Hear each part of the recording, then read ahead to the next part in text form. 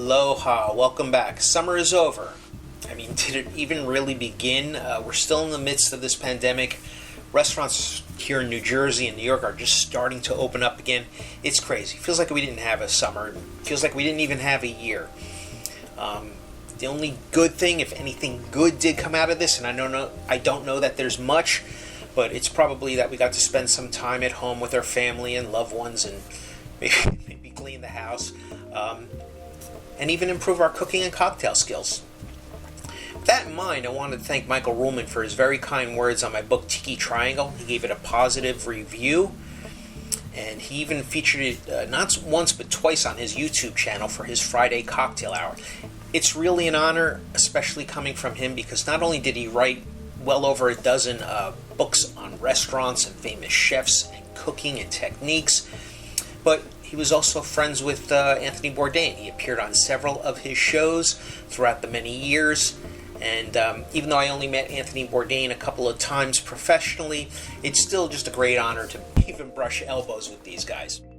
If you haven't seen it, we do have these very cool zombie glasses out. And one is in retro blue and the hot pink. These were very popular colors in the 1950s, mid-century, when tiki culture was popular.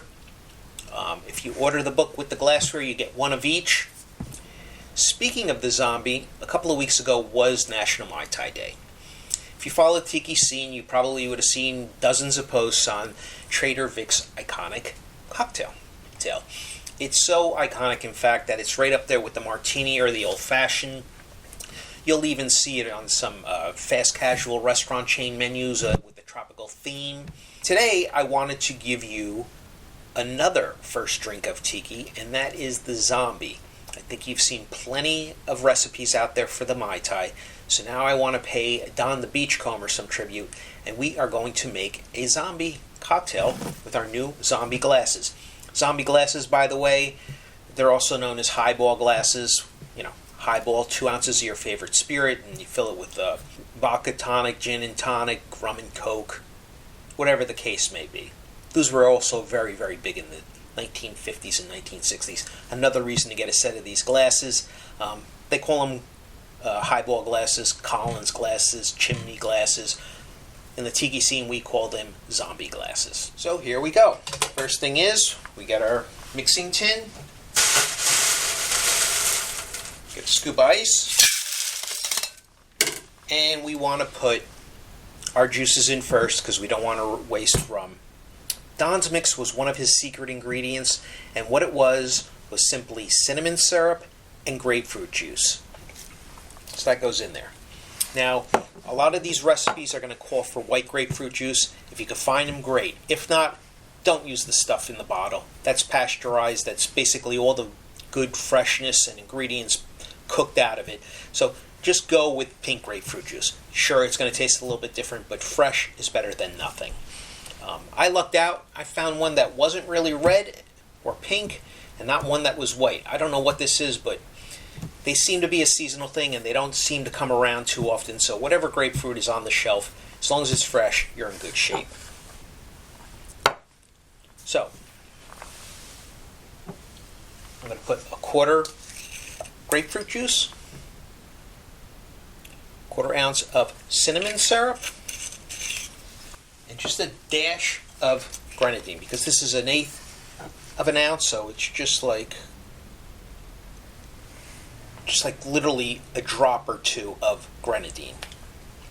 It's hard to measure if you don't have a teaspoon. I don't keep a teaspoon, so if you have a jigger that measures down to the quarter of an ounce, just put half of a quarter of an ounce.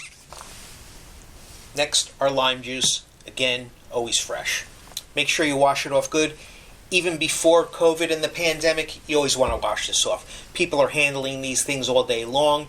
They're not covering their mouths. They drop, they fall on the floor. The guy in the supermarket, he picks it up and he throws it back in there. Always wash the outside of these fruits and vegetables well. Usually half a lime will give you a half to 3/4 of an ounce, but let's give it a shot now. 3/4 of an ounce of lime juice. Half ounce of falernum.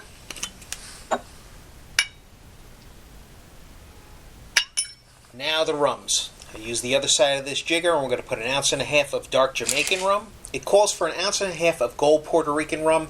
In this case, I am going to use this Cuban rum because the bottle's about 3 years old. I'm actually not a big fan of it, and I want to get rid of it. This is probably very close to what the recipe calls for. 1.5 ounces of that. Now, here comes the big stuff. I always add this last because this is my last bottle. It's the most expensive, it's the hardest to find, and if I screwed up anything else, I don't have to worry about tossing this out. This is going to get 1 ounce of 151 rum. Demerara. If you can find Lemon Heart, fantastic. If not, there are others out there like Gosling's. A couple of dashes of Angostura. Finally, my favorite, the absinthe. And you're supposed to put this in drops. I'm just going to put a whole dropper or half a dropper in there because I really like the taste of absinthe. I really think they elevate the cocktail on a much higher level. So before we go to the blender, we want to fill this up about halfway with ice. And we flash blend. Now if you don't have a flash blender or an immersion blender or anything like that, just shake it. Just shake it a little bit longer. You want to shake it until your hand can't hold it anymore. That means it's cold enough.